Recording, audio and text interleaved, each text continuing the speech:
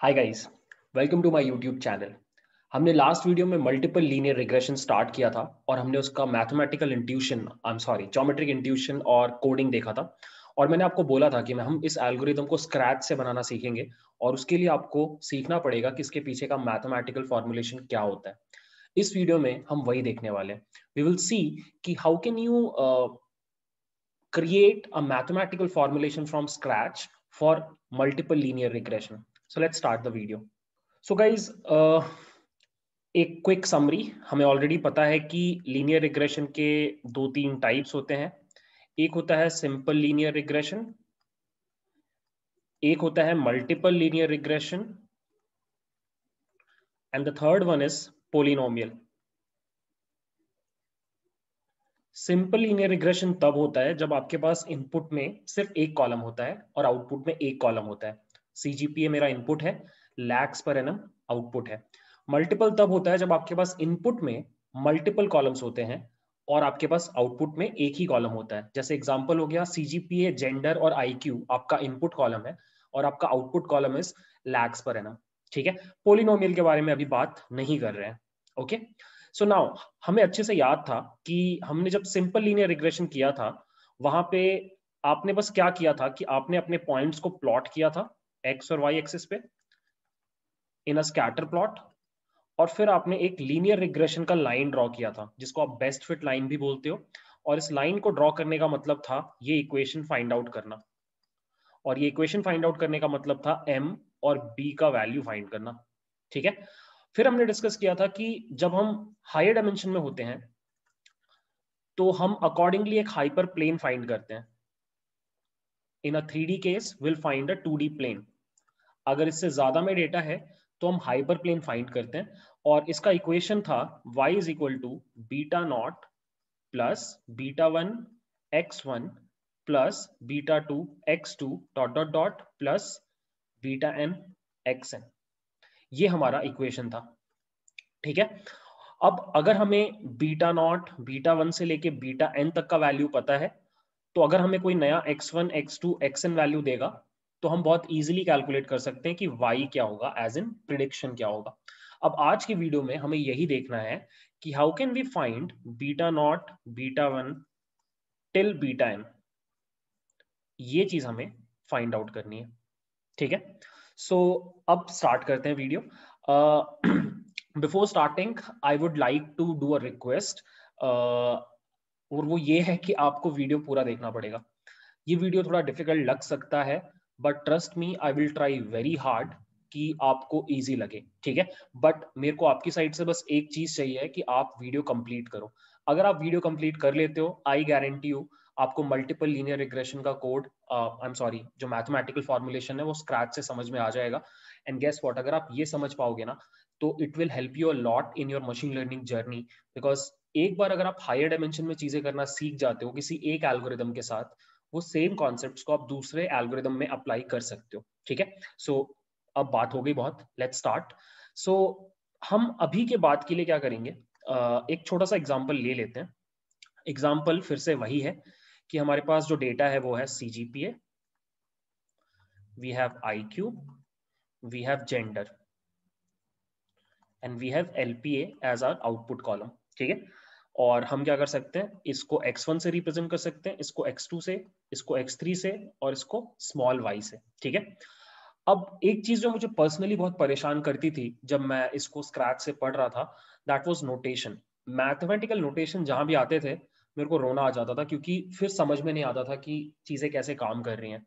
तो what I will do is, पहले मैं आपको बहुत बेसिक से चीजें करके दिखाऊंगा, फिर मैं उसको नोटेशन में कन्वर्ट करूंगा एंड आई वुड होप कि आपको इजीली समझ में आएगा वो नोटेशन। ठीक है, सो अब देखो सोच के देखो, ये डेटा जो है ये 4D में है, 3 input columns 1 output column. I can not draw it on a graph, हम देख नहीं सकते। ठीक है, बट अगर एक सिंगल 2D में होता ये तो इक्वेशन ये होता mx प्लस बी, या फिर आप इसको लिख सकते हो beta naught plus beta one x, जहां पे बीटा नॉट मतलब बी होता है और m मतलब बीटा वन होता है। जनरल फॉर्म में लिख दिया।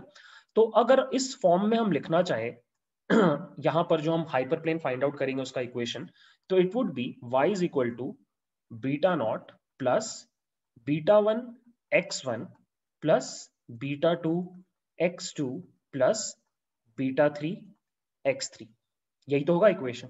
अब यहाँ पे मैं y के बदले y हैट लगा रहा हूँ क्योंकि ये हमारा प्रिडिक्शन वाला वैल्यू है। ये y और ये जो y निकलेगा ये दोनों अलग होंगे। ये एक्चुअल है जो हमारे डेटा में है और ये प्रिडिक्टेड है जो हम इस इक्वेशन के हेल्प से निकालेंगे। ऑल्दो ये जो x1 है वो ये वाला है, x2 ये वाला है और x3 ये वाला है। ठीक है, अब सोच के देखो, एक एग्जांपल लेते हैं। लेट्स से हमारे पास 100 स्टूडेंट्स का डेटा है। तो हमारे पास जो डेटा है इसका शेप हो जाएगा 100 रोज कॉमा 4 कॉलम्स। यहां तक तो आई गेस कोई प्रॉब्लम नहीं है। अब एक चीज मैं कर रहा हूं आप समझने का ट्राई करना कि मैं हर स्टूडेंट का प्रिडिक्टेड y निकालना चाहता हूं। मैं अज्यूम कर रहा हूं कि मुझे बीटा नॉट, β1, β2 एंड β3 इसका वैल्यू मुझे मिल गया है। अब मैं अपने हर स्टूडेंट का 100 के 100 स्टूडेंट्स का y प्रिडिक्टेड निकालना चाहता हूँ। सी, मेरे पास उनका y ऑलरेडी है, उनका प्रिडिक्टेड वैल्यू ऑलरेडी, उनका एक्चुअल वैल्यू ऑलरेडी है।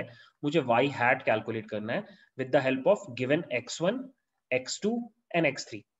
तो देखो मैं कैसे लिखूंगा इस चीज को। I am creating a matrix जहां पे this is y1 hat, first student का predicted LPA, y2 hat second student का predicted LPA, dot dot dot y100 hat. ये एक मैट्रिक्स है। ठीक है, अब इस मैट्रिक्स को आई कैन रीराइट लाइक दिस। थोड़ा ध्यान से देखना, यहां से चीजें हल्की सी डिफिकल्ट होंगी। y1 हैट का वैल्यू कैसे निकलेगा? y1 का हैट का वैल्यू होगा y1 hat is equal to beta naught plus β1 x11। x11 क्यों लिखा मैंने? क्योंकि हम फर्स्ट रो का फर्स्ट कॉलम वैल्यू ले रहे हैं। मतलब अगर मेरे पास 3 कॉलम्स थे, CGPA और IQ और जेंडर, तो मैं CGPA वैल्यू ले रहा हूं फर्स्ट रो का, क्योंकि अभी मैं फर्स्ट स्टूडेंट का बात कर रहा हूं। ठीक है, तो मैं इसको लिखता हूं, I would write it like this, beta naught β1 x11, मतलब पहले स्टूडेंट का CGPA वैल्यू, क्योंकि x1 क्या है? CGPA। β2 x12, x12 क्या है? पहले स्टूडेंट का IQ का वैल्यू। β3 x13, ये क्या है? फर्स्ट स्टूडेंट का जेंडर का वैल्यू।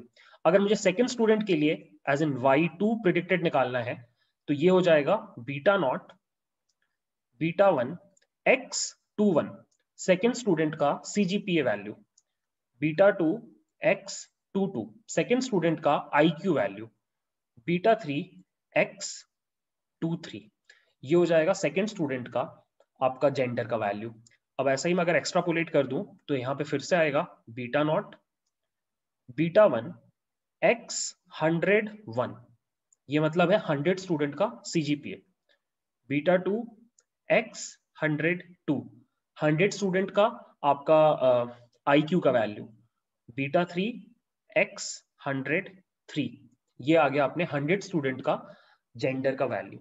ठीक है, आई गेस आपको समझ में आ रहा है। मैंने सिंपली इस चीज को इसमें कन्वर्ट कर दिया। ठीक है, और अब मैं इस पूरे के पूरे मैट्रिक्स को कैपिटल Y हैट बोल रहा हूं, कैपिटल Y हैट। ठीक है, अभी तक मैं सब कुछ स्मॉल y में लिख रहा था। Capital Y hat represents the predicted LPA of all the 100 students.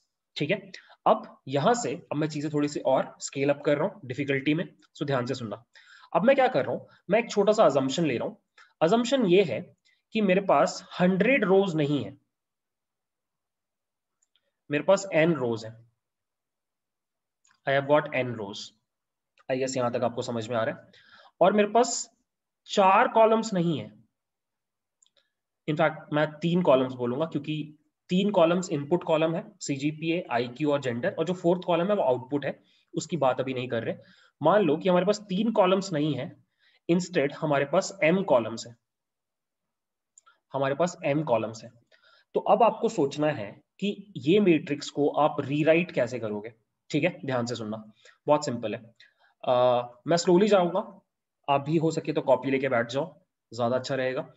y वाला जो मेरा मैट्रिक्स है, capital Y, this will be now y1 hat, ये अभी स्मॉल में है, y2 hat dot dot dot, कितने रोज है हमारे पास, n रोज है, तो ये हो जाएगा yn हैट, nth स्टूडेंट का LPA, and this will be equal to, थोड़ा ध्यान से देखना, यहाँ पे थोड़ा और कॉम्प्लेक्स होगा, फर्स्ट स्टूडेंट का हम बात कर रहे हैं, y1 निकालने का ट्राई कर रहे हैं, सो it would be beta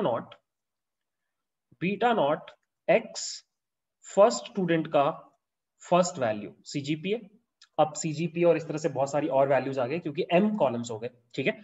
so अब मैं नाम से नहीं बुलाऊंगा, beta naught x12, beta naught x13 dot dot dot, मैंने बार बार बीटा नॉट लिख दिया, I am sorry about this, यहाँ पे थोड़ा सा कंफ्यूजिंग हो सकता है, yeah so I would rewrite it, this would be beta 1, this would be beta 2, this would be beta 3, and this would be beta m, क्योंकि हमारे पास m कॉलम्स है, तो आखिरी वाला जो कॉलम होगा उसका corresponding beta value would be m, ठीक है। और यहाँ पे आ जाएगा फर्स्ट स्टूडेंट का mth कॉलम में जो वैल्यू है, ठीक है। फिर से लिखते हैं सेकंड स्टूडेंट के लिए, beta naught beta 1 x second student का first value, beta 2 x second student का second value, beta 3 x second student का third value dot dot dot, beta m x second student का m वैल्यू। आई होप आपको थोड़ा थोड़ा समझ में आ रहा है। अब इसको नीचे लेके जाते हैं और nth स्टूडेंट के लिए लिखते हैं, सो nth स्टूडेंट के लिए हो जाएगा beta naught beta 1 x n1, nth student का first value, beta 2 x n2, nth student का second value, beta 3 x n3 second student का थर्ड, nth स्टूडेंट का third value, I am sorry, और यहां पे आ जाएगा beta m x n m, nth student का mth कॉलम का वैल्यू, और ये हो गया गाइस हमारा मैट्रिक्स। सो मैंने स्पेसिफिक केस से स्टार्ट किया कि हमारे पास 100 स्टूडेंट्स हैं, 4 कॉलम्स हैं, उसको मैंने कन्वर्ट कर दिया इनटू अ जनरल केस कि अगर आपके पास n स्टूडेंट्स हैं, m कॉलम्स हैं, तो क्या होगा आपका आउटपुट, ठीक है। अब यहाँ पे हम एक स्मार्ट टेक्निक यूज करेंगे to do a very smart thing, ध्यान से देखना। What I would do is, first of all I would move this to here so that हमारे पास यहाँ पे पूरी जगह हो। सो ध्यान से देखो गाइस, मैं क्या कर रहा हूं, मैं इस वाले मैट्रिक्स को रीराइट कर रहा हूं, ठीक है। थोड़ी देर में आपको समझ में आ जाएगा मैं क्यों कर रहा हूं ऐसा। So this matrix can be rewritten as, ध्यान से देखना, 1 x11 x12 x13 dot dot dot x1m, मैंने सारे बीटाज हटा दिए, 1 x21 x22 x23 dot dot dot x2m dot dot dot, nth वाले के लिए 1 x n1 x n2 x n3 dot dot dot x nm, और यहां पे अब मैं लिख रहा हूं ये चीज, beta naught beta 1 beta 2 dot dot dot beta m। अब यहां से गाइस आपको थोड़ा सोचना पड़ेगा कि क्या हुआ यहां पे। सो मैंने क्या किया, इस मैट्रिक्स को दो मैट्रिक्स के प्रोडक्ट के फॉर्म में डिकम्पोज कर दिया, राइट। सो ये अगर मेरा मैट्रिक्स A है और ये मेरा मैट्रिक्स B है, तो मैं बोल रहा हूं कि A multiplied by B would be AB, and guess what, ये सच में ऐसा होगा। अगर आपने मैट्रिक्स मल्टीप्लिकेशन पढ़ा होगा तो कैसे काम करता है, आप ये पहला रो उठाओगे, ये पहला रो आप उठाओगे और इस पूरे रो को आप मल्टीप्लाई कर दोगे विद दिस एंटायर मैट्रिक्स। सो 1 का मल्टीप्लिकेशन होगा बीटा नॉट से, तो ये वैल्यू आ जाएगा, x11 का मल्टीप्लिकेशन होगा इस वैल्यू से, ये वाला वैल्यू आ जाएगा, x12 का इससे, ये वाला वैल्यू आ जाएगा, x13 का बीटा 3 से, ये वाला वैल्यू आ जाएगा, और इसका मल्टीप्लिकेशन होगा इससे, और आपको ये वैल्यू मिल जाएगा। फिर आप क्या करोगे, फिर आप सेकेंड रो को पकड़ोगे, आप इस रो को पकड़ोगे और इस रो को पकड़ के आप क्या करोगे, सेम काम करोगे, इस मैट्रिक्स से मल्टीप्लाई करोगे। सो बीटा नॉट इंटू 1 ये beta naught, beta 1 into x21 will be this multiplied by this would be this and so on। और आप इन दोनों को मल्टीप्लाई करके ये वाला मैट्रिक्स बहुत इजीली फॉर्म कर सकते हो। ठीक है, क्यों किया मैंने ऐसा, लेट मी शो यू। ये चीज हमें बहुत हेल्प करने वाली है आगे जाके, क्योंकि अब मैं क्या कर सकता हूं, इस पूरे के पूरे मैट्रिक्स टर्म को बहुत सिंपली लिख सकता हूं। Capital Y, this entire thing is capital Y, is equal to, इस मैट्रिक्स को मैं X बोल रहा हूं, capital X।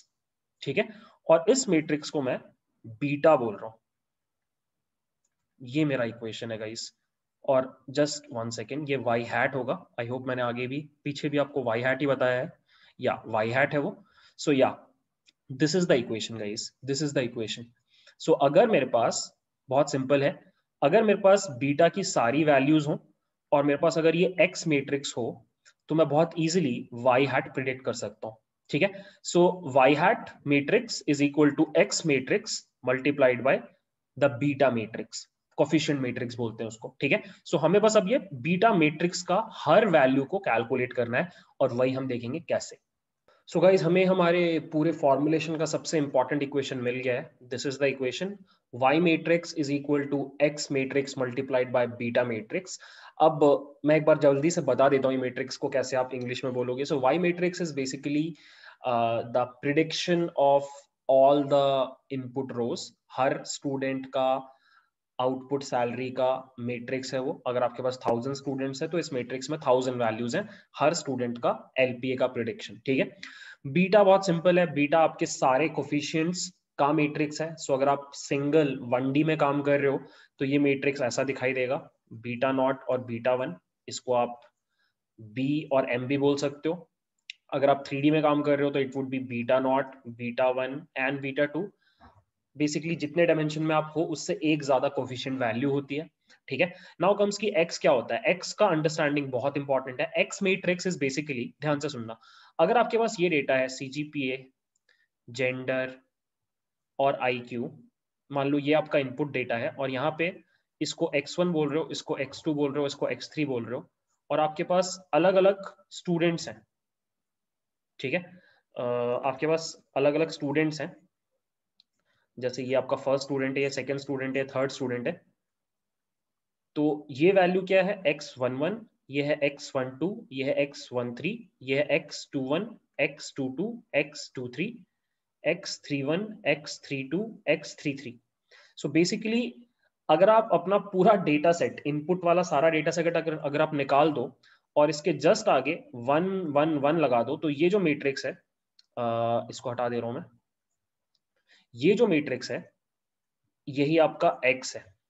This is your x, basically आपका पूरा इनपुट डेटा और उसके आगे एक एक्स्ट्रा कॉलम 1 1 1 1 1 एंड तक, यही आपका x वाला मैट्रिक्स है। तो ये इक्वेशन को समझना मैट्रिक्स फॉर्म में बहुत इंपॉर्टेंट है। ठीक है, अब यहां तक हम पहुंच गए, आगे बढ़ते हैं। आगे अब हमें क्या करना है कि मैंने एक y हैट मैट्रिक्स बना लिया आपके सामने अभी, जिसके ऊपर हम काम कर रहे थे। मैं एक y मैट्रिक्स भी बनाना चाहता हूं। सो y मैट्रिक्स क्या है, कैपिटल Y है ये। कैपिटल Y मैट्रिक्स को मैं ऐसे लिख सकता हूं, y1 y2 dot dot dot yn।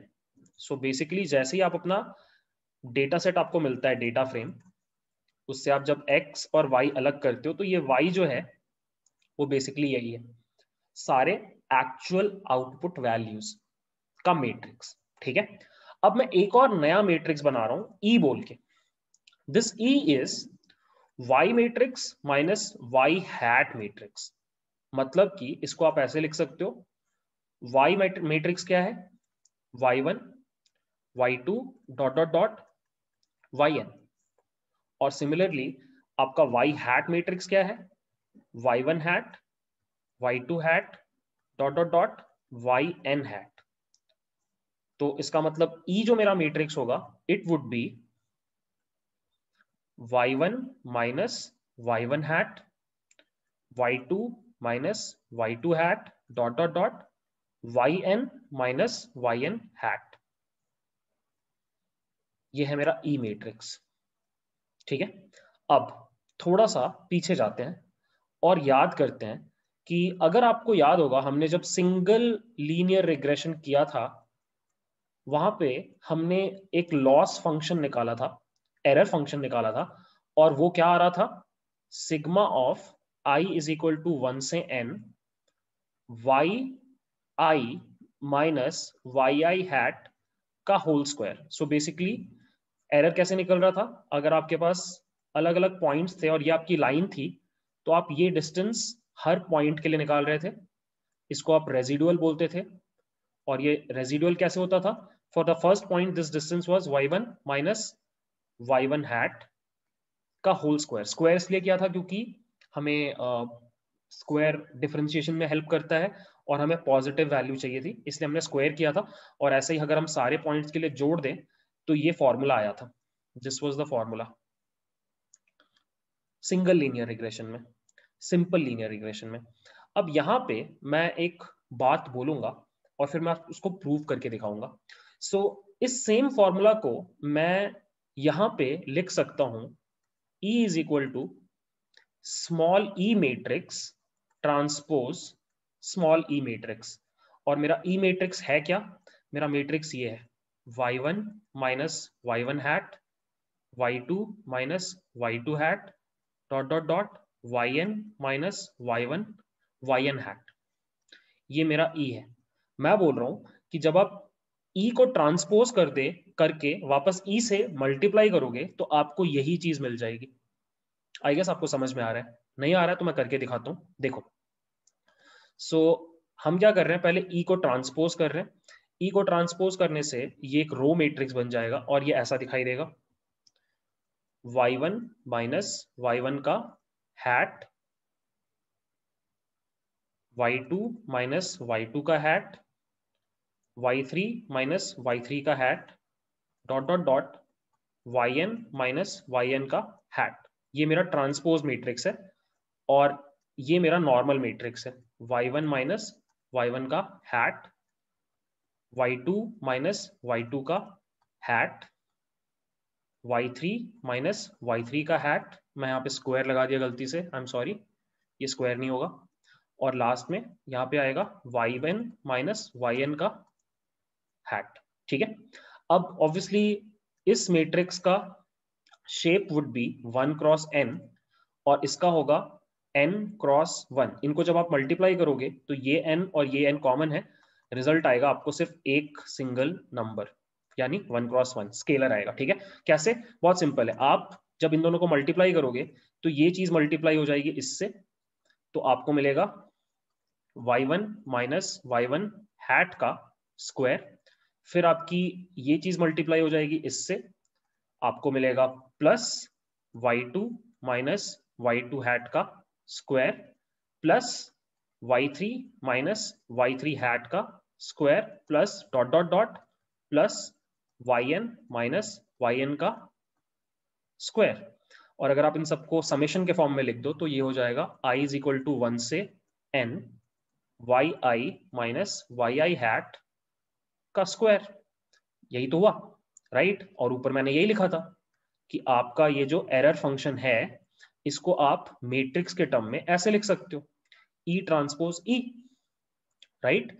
सो मैं वही कर रहा हूं। अब मेरा एरर फंक्शन अब क्या हो गया, मल्टी डायमेंशनल या मल्टीपल लीनियर रिग्रेशन के लिए मेरा जो एरर फंक्शन है दैट बिकम्स ई ट्रांसपोज ई। ठीक है, अब ई को मैं लिख सकता हूं y minus y hat, matrix form में ये सब कुछ कैपिटल Y है, इसका ट्रांसपोज। और यहां पे मैं मल्टीप्लाई कर रहा हूं y कैपिटल Y हैट, मैंने बस इसको वापस लिख दिया। ठीक है, अब एक चीज आपको शायद पता होगी, a प्लस बी अगर दो मैट्रिसेस हैं इनका transpose is a to the power, मतलब a टू द पावर नहीं, a transpose plus b transpose. ये सेम चीज माइनस में भी काम करती है, ये मैट्रिसेस में आपने पढ़ा होगा, this would be a transpose minus b transpose. ये चीज अगर मैं यहाँ पे लगाऊं तो I can rewrite this equation as y capital transpose minus y hat transpose. ठीक है, और y माइनस y हैट यहाँ पे चल रहा है। ठीक है, अब ऊपर आपको ये इक्वेशन याद होगा, ये जो इक्वेशन हमने बनाया था ये वाला, कि y hat is equal to x beta, right. तो what I will do is मैं नीचे आऊंगा और इस इक्वेशन में जहां भी y हैट है उसके बदले में x बीटा डाल दूंगा. सो इट वुड बिकम, ये y transpose as it is रहेगा, ये y हैट के बदले आ जाएगा x बीटा ट्रांसपोज. ठीक है, और यहां पे आ जाएगा y माइनस x बीटा. ठीक है, एक बार मल्टीप्लाई कर देते हैं. मल्टीप्लाई करने से क्या होगा कि आपका आ जाएगा, ये टर्म इन दोनों से मल्टीप्लाई होगा तो आएगा y transpose y minus y transpose x beta. फिर ये टर्म इन दोनों से मल्टीप्लाई होगा तो आएगा माइनस x बीटा का ट्रांसपोज y, और यहां पे आ जाएगा plus x beta transpose x beta. ठीक है, ये हो गया मेरा एरर फंक्शन. अब हमें बस इसको थोड़ा सा और मैनिपुलेट करना है, और उसके बाद हम क्या करेंगे, हमें थोड़ी देर बाद डिस्कस करते हैं कि क्या करेंगे. पहले इसको थोड़ा सा और सिंप्लीफाई करते हैं. सो गाइस, आगे का मैनिपुलेशन में सबसे पहला चीज जो हम करेंगे वो ये है कि हमें ये दोनों टर्म को इक्वल प्रूव करना है. It's a good exercise actually. आप क्या कर सकते हो, थोड़ी देर के लिए वीडियो पॉज करके सोचो और इन दोनों को बराबर प्रूव करने का ट्राई करो, क्योंकि आगे जो हमारा आंसर निकलेगा उसको निकालने के लिए इन दोनों का बराबर होना जरूरी है. ठीक है, अब मैं आपको प्रूव करके दिखाता हूं कि ये दोनों जो टर्म्स हैं ये एक्चुअली सेम है. ठीक है, and for that I will create a new page, और यहां पर I will just right detour because हम अपने एक्चुअल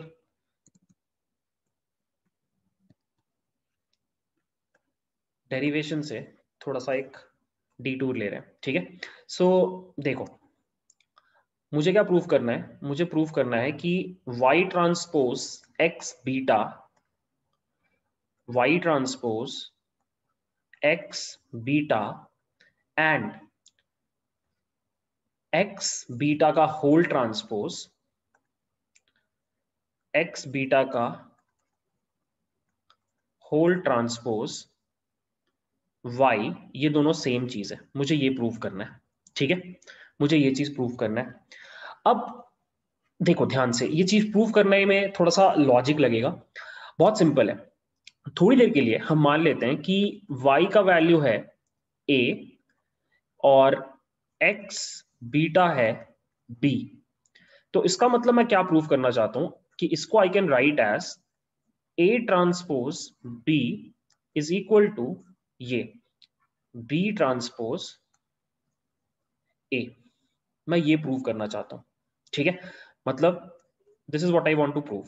ठीक है, कैसे करूंगा, बहुत सिंपल है. इसको फिलहाल मैं एक इक्वेशन मान लेता हूं, और अब मैं एक नया इक्वेशन क्रिएट कर रहा हूं. a ट्रांसपोज b का ट्रांसपोज क्या होगा, सोच के देखो. आपको पता है a b का ट्रांसपोज होता है b transpose a transpose. Going by this logic, this thing will become b transpose a, क्योंकि a ट्रांसपोज का ट्रांसपोज इज एक्चुअली a. ठीक है, दिस इज इक्वेशन 2. अब थोड़ा सोच के देखो गाइस, दोनों में जो RHS वाला टर्म है, दिस इज RHS इस इक्वेशन में, दिस इज RHS इस इक्वेशन में, ये दोनों बराबर है. ठीक है, इसका मतलब अगर मुझे ये चीज प्रूव करना है तो मुझे बस ये प्रूव करना है कि A transpose B is equal to A transpose B का ट्रांसपोज. अगर मैं ये प्रूव कर पाया तो मैं ये इक्वालिटी प्रूव कर दूंगा और मैं ये इक्वालिटी भी प्रूव कर दूंगा. ठीक है, अब थोड़ी देर के लिए समझो इस बात को कि हम क्या प्रूव करना चाहते हैं. अगर थोड़ी देर के लिए मैं A ट्रांसपोज B को C मान लेता हूं थोड़ी देर के लिए, तो मैं प्रूव करना चाहता हूं कि C is equal to C transpose. मतलब मुझे ये प्रूव करना है कि ये जो मैट्रिक्स है इसका ट्रांसपोज भी जब आप करोगे तो वो सेम ही मैट्रिक्स रहता है. अगर मैं ये प्रूव कर पाया तो मेरा काम हो गया. अब सोचो C क्या है, C है A ट्रांसपोज B, और A ट्रांसपोज B में A क्या है, Y, Y ट्रांसपोज और B क्या है, X बीटा. ये मेरा C है. ठीक है, बेसिकली ये वाला टर्म, इसी को मैं C बुला रहा हूं तब से. सो अगर मैं ये प्रूव कर पाया कि Y transpose X beta is equal to इसका transpose in fact is equal to Y transpose X beta, तो मेरा काम हो गया। तब मैं ये बोल सकता हूं कि ये इक्वेशन ट्रू है, राइट। अब ये आप बहुत इजीली प्रूव कर सकते हो कि इन तीन मेट्रिसेस के मल्टीप्लीकेशन से जो मैट्रिक्स आएगा उसका ट्रांसपोज और वो मैट्रिक्स सेम है। I can actually prove this, बहुत सिंपल है, ध्यान से देखना, सोच के देखो। मेरा वाई ट्रांसपोज क्या है?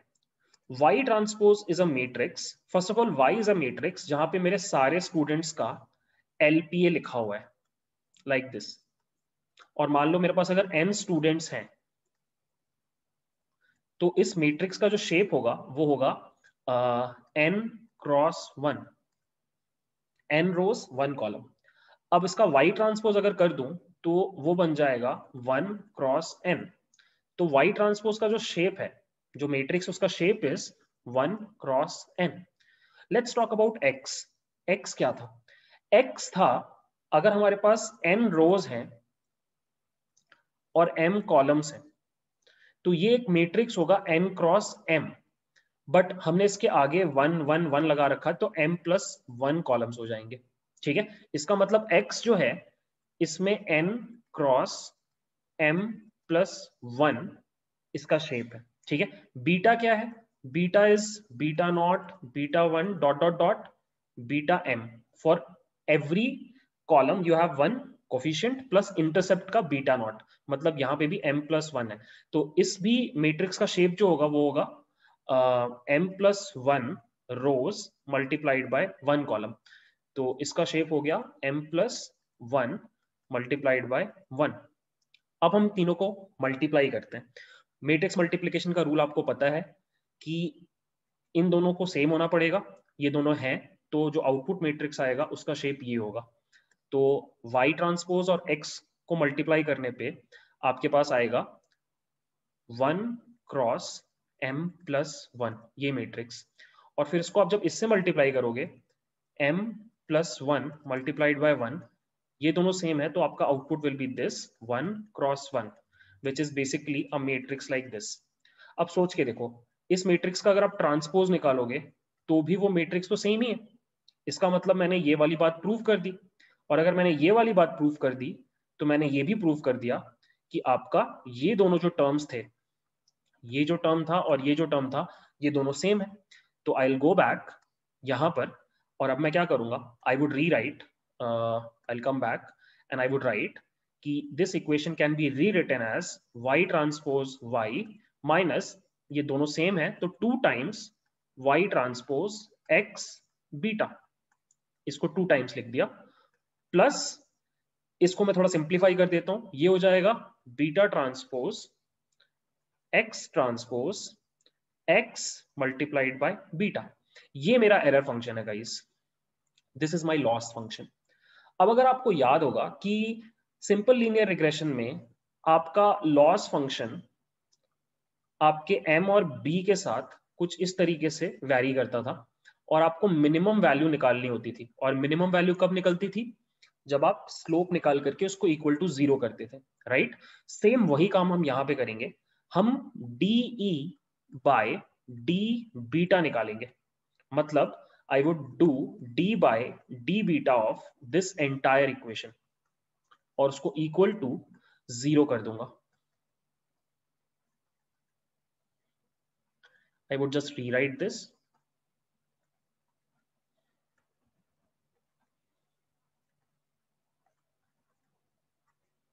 And this will be equal to 0, right? This is what we have to do now. अब हमें क्या करना है, बस इसको सॉल्व करते जाना है और हमारा काम हो जाएगा। काफी प्रोग्रेस कर लिया हमने। अब देखो, सबसे पहले इसका जब आप डिफरेंशिएशन करोगे, यहाँ पे कोई बीटा का टर्म नहीं है तो ये इक्वल टू 0 हो जाएगा, ठीक है। आप जब इसके ऊपर डिफरेंशिएशन अप्लाई करोगे तो यहाँ पे एक बीटा है तो ये आपको पलट करके देगा, this will give you, first of all ये तो 0 हो गया, 0 माइनस यहाँ पे आ जाएगा 2y ट्रांसपोज x, और फिर मुझे डिफरेंशिएट करना है d by d beta of, ये थोड़ा सा कॉम्प्लेक्स टर्म है, beta transpose x beta equal to 0। अब ये क्यों डिफिकल्ट है? क्योंकि यहाँ पे बीटा तो है लेकिन बीटा ट्रांसपोज भी है। Because of this beta transpose यहाँ पे थोड़ा सा हमारा जो डिफरेंशिएशन है इस मैट्रिक्स का वो डिफिकल्ट हो जाता है। उसको कैसे सॉल्व करना है वो देखते हैं। अब बस गाइस एक लास्ट प्रॉब्लम है कि ये जो टर्म है इसको डिफरेंशिएट करना थोड़ा सा डिफिकल्ट है, ठीक है। और इसके लिए आपको मैट्रिक्स डिफरेंशिएशन पढ़ना पड़ेगा। और इस पॉइंट पे मैं ये चीज नहीं पढ़ा रहा क्योंकि ये पढ़ाने में थोड़ा और एक्स्ट्रा टाइम लगेगा। Instead what I will do is मैं आपको डायरेक्टली इसका सॉल्यूशन बताऊंगा कि इसको डिफरेंशिएट करने से क्या आता है। बट फ्यूचर में अगर आप ये वीडियो देख रहे हो तो एक बार डिस्क्रिप्शन चेक करना। मैं कुछ दिनों में एक वीडियो बनाऊंगा मैट्रिक्स डिफरेंशिएशन के ऊपर, वो उसका लिंक मैं इसके डिस्क्रिप्शन में डाल दूंगा, आप एक बार चेक करना। और वो वीडियो देख करके आपको समझ में आ जाएगा कि ये डिफरेंशिएशन से ये रिजल्ट कैसे आ रहा है, ठीक है। बहुत डिफिकल्ट नहीं होता मैट्रिक्स डिफरेंशिएशन ऑल्दो, बट अभी कवर नहीं कर रहे, ठीक है। अब आप ध्यान से सुनो कि अगर आपके पास कुछ ऐसा इक्वेशन है a is equal to let's say A transpose x A, ये तीनों मैट्रिसेस हैं। और आपको अगर dy बाई डी ए निकालना है, बिल्कुल सेम सिचुएशन है। यहाँ पे बीटा है, यहाँ पे a है, यहाँ पे x ट्रांसपोज टी एक्स है, उसके बदले मैंने सिर्फ x लिखा है। तो इसका आंसर आता है 2x A ट्रांसपोज, ये इसका आउटपुट होता है, ठीक है। So the output will now be 0 minus 2, मैं बार बार ये 0 पता नहीं क्यों लिख रहा हूं, अब इसका कुछ मीनिंग नहीं है।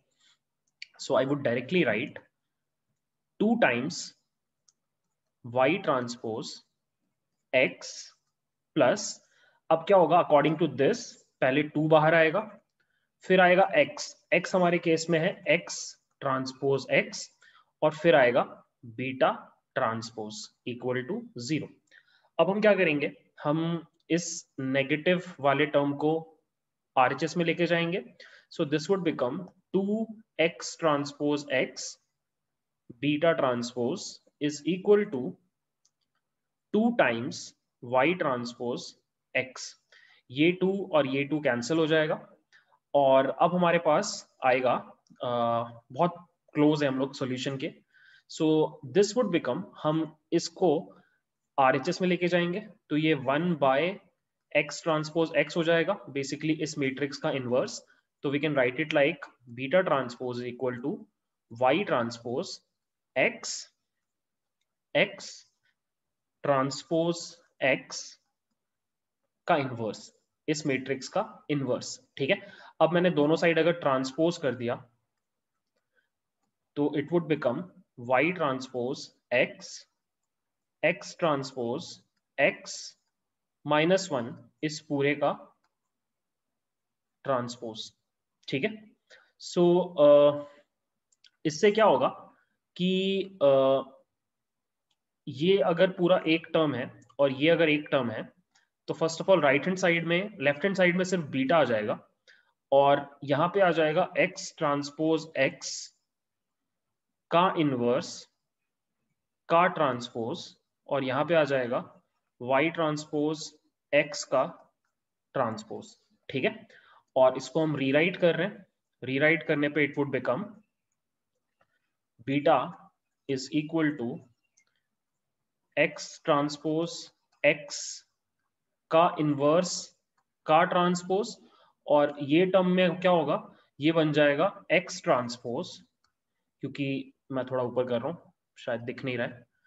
सो यू कैन सी ये a b का होल ट्रांसपोज है, तो x ट्रांसपोज हो जाएगा, और यहाँ पे आ जाएगा y ट्रांसपोज का ट्रांसपोज, दैट इज y, ठीक है। नाउ एक चीज मैं कर रहा हूं और आप समझ लेना क्यों। मैं इस पूरे टर्म को सिंपली लिख रहा हूं x ट्रांसपोज x का इनवर्स और x ट्रांसपोज y। सो मैं बोल रहा हूं कि आप इस टर्म का जब ट्रांसपोज करोगे तो भी सेम ही टर्म आएगा, इनवर्स ही आएगा। उसका रीजन ये है कि ये स्क्वायर मैट्रिक्स होगा, और स्क्वायर मैट्रिक्स को आप ट्रांसपोज करोगे तो भी आपका शेप सेम ही रहता है, ठीक है। ये आप क्रॉस चेक कर सकते हो। x का शेप क्या था, नंबर ऑफ रोज कितने थे n, नंबर ऑफ कॉलम्स कितने थे m क्रॉस m प्लस 1, ये शेप था। और आप इसका ट्रांसपोज अगर कर दो तो ये हो जाएगा m प्लस 1 का n के साथ, ठीक है। और इसको अगर आप वापस x ट्रांसपोज x निकालो अगर, तो इसको आप मल्टीप्लाई कर रहे हो n m+1 से, तो ये n आपका जो नया मैट्रिक्स आएगा वो m+1 क्रॉस m+1 होगा, स्क्वायर मैट्रिक्स। और इसका आप जब इनवर्स निकालोगे that will also be a square matrix, और स्क्वायर मैट्रिक्स को ट्रांसपोज करके you will be getting the same shape. ठीक है, सो दैट इज व्हाई इसका इंपैक्ट नहीं पड़ा। और ये रहा गाइस आपका final answer, beta is equal to x transpose x का -1 x ट्रांसपोज y। ये रहा आपका फाइनल आंसर। अब जल्दी से मैं इसको थोड़ा सा एक्सप्लेन कर देता हूं। x क्या है यहाँ पे? x is nothing but x train, right? बस उसके आगे मैंने 1 1 1 लगा दिया। ठीक है, और y क्या है? It is your y train, आपकी सारी एक्चुअल y वैल्यूज। अगर ये दोनों चीजें आपके पास है तो आप बीटा निकाल सकते हो।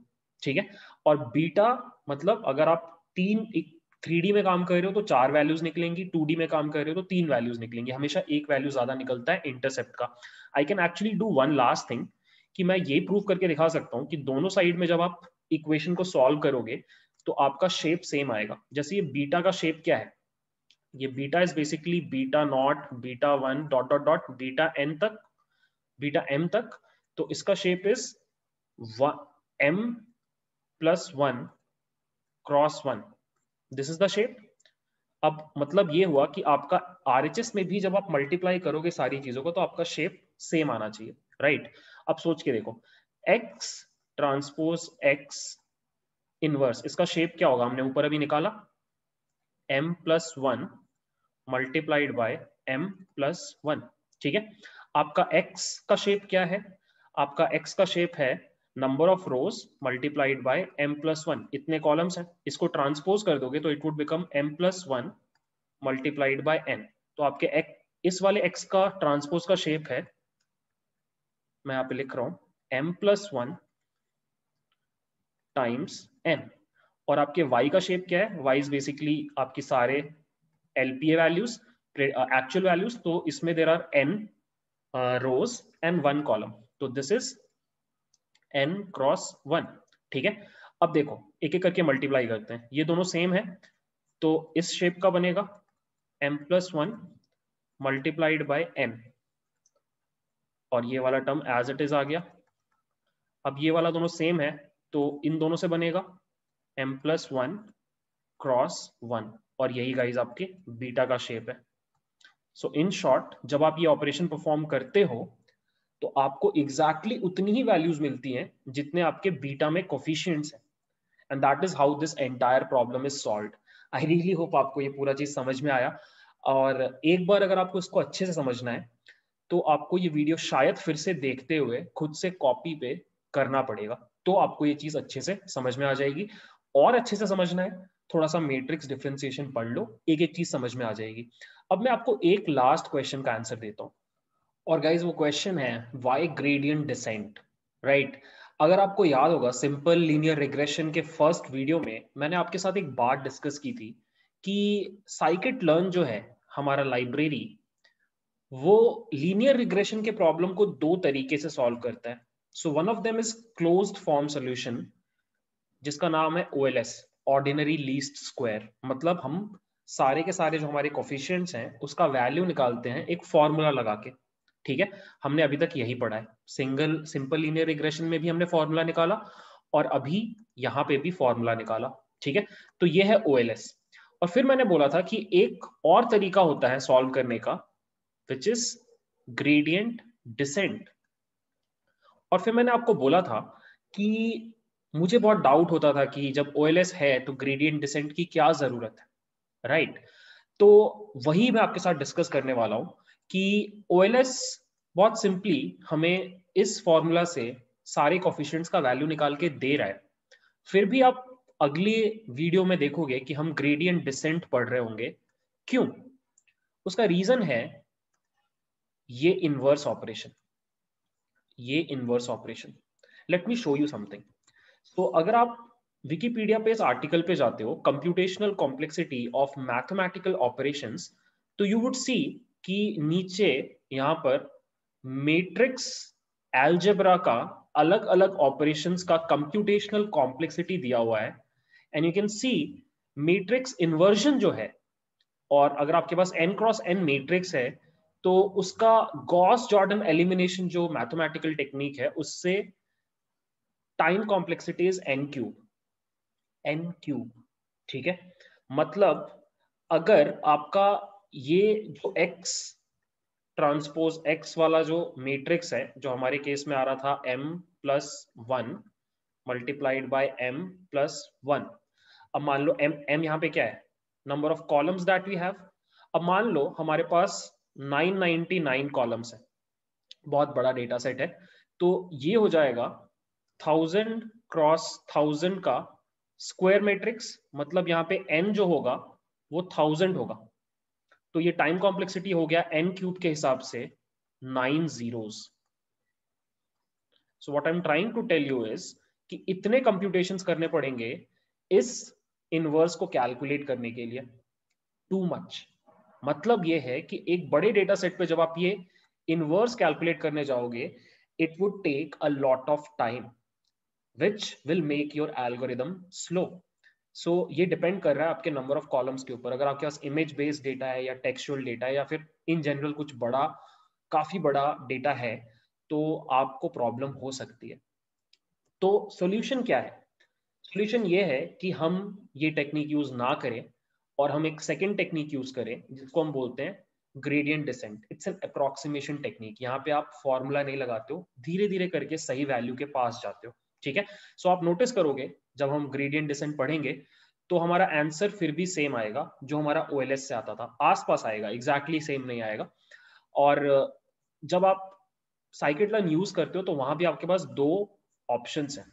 जब भी आपको ओएलएस लगाना है तो आप लीनियर रिग्रेशन क्लास यूज करते हो। मोस्ट ऑफ द टाइम्स ये क्लास आपका काम कर देता है, बट अगर आपको ग्रेडियंट डिसेंट यूज करना है तो एसजीडी रिग्रेसर बोल के भी एक क्लास हमारे पास अवेलेबल है।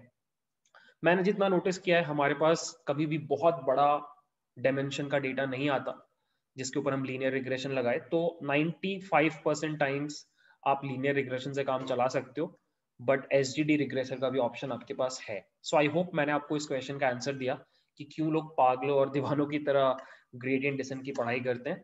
क्योंकि gradient descent is a faster technique to find out these coefficients, much faster than OLS, ठीक है। So this was the entire formulation guys. I really understand, थोड़ा डिफिकल्ट लग सकता है but I really feel interesting भी लगा होगा किसी लेवल पे, तो पढ़ लेना एक बार अच्छे से।